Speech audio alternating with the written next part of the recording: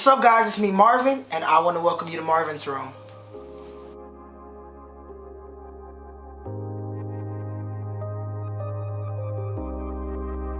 So a few months ago, I put out a blog post and I was asking people to send me questions or any kind of topics that they wanted me to talk about. I got a few responses. It was on the blog and I hadn't been writing for a while, and so I got busy with school and the semester got heavy, and so I just wasn't writing. So I kept the questions and now I have them and I want to talk about them. So question one, she says, "Hey Marvin, I have a guy who I've known for a really long time.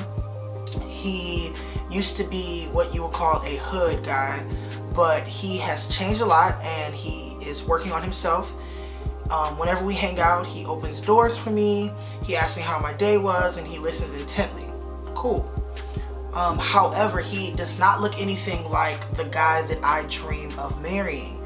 He does not make a six-figure salary, and he is not a college graduate, and I don't know how comfortable I feel about bringing him around my friends who are all college grads and are working on six-figure careers." Okay, so for the sake of this conversation, we'll call her Abby. All right, Abby, this is kind of loaded, so we'll just kind of break it down. So you start off by saying that you saw him change a lot. And by this, it seems like he had been working on himself. I don't know if that was spiritually or if that was just in his own career. He was just like, hey, I want to change. I want to be better, whatever. I don't know. But he has changed. He's grown up and he's kind of becoming more of a man. He opens doors for you. He treats you right. So let's start there. So we can put that on the checklist. This guy treats you right. You also said, however, he doesn't like what you have for your idea as a man. I just want to stop for a second and talk about how sometimes we can get caught up in standards. I was actually talking to a friend recently and I was watching her YouTube channel and she had a post up that was talking about, are your standards too high? It really hit home because she was talking about how a lot of our friends are like, hey, I want this guy or this girl, I want her to make six figures, I want her to be a college graduate, I want her to want 3 kids, I want her to be a pastor and work alongside with me with ministry, and this and this and this and this and this.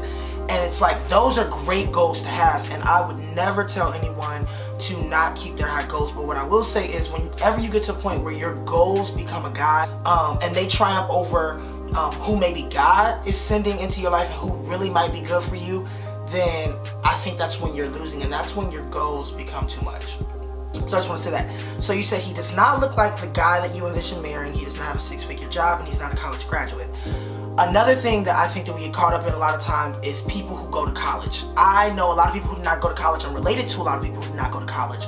But one thing that I think is valuable for everyone is information. I don't think that college is for everyone, but education is for everyone. So, you know, even me being an actor, I have a lot of friends who didn't even go to college for acting. And some of them are much better actors than a lot of people I go to school with. So I think it's about the education and the hunger. So he may not have gone to school, but what does he want to do? Does he have ambition?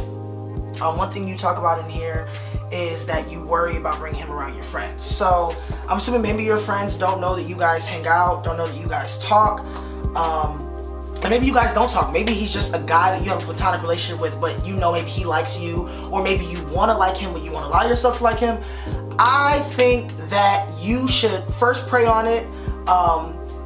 In all things, I think that you should pray. But I think the other thing that goes into that is just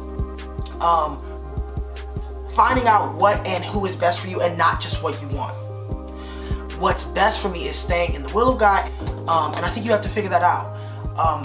This guy seems like, again, he treats you right, and you may find someone who is a college graduate who may have gone to graduate school, and he may be in postgrad, he may be a doctor of something, and he may be very well educated, he may be smart, he may make 6 or even 7 figures.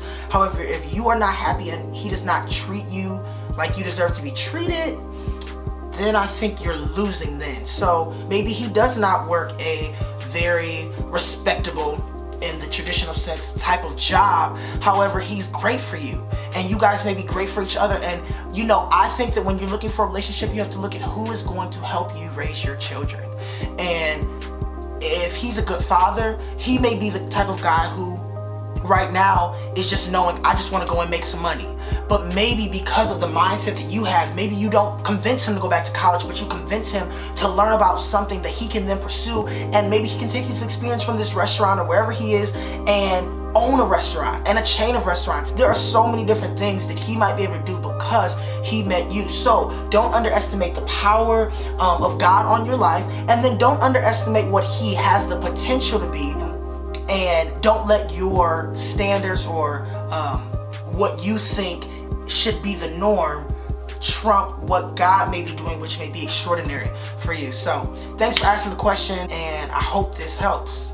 If you guys have anything that you would like for me to talk about on my channel, I am open to it. Any topics, rather they be broad or rather they be very specific, just let me know what you're thinking. See you next time in Marvin's Room. See ya.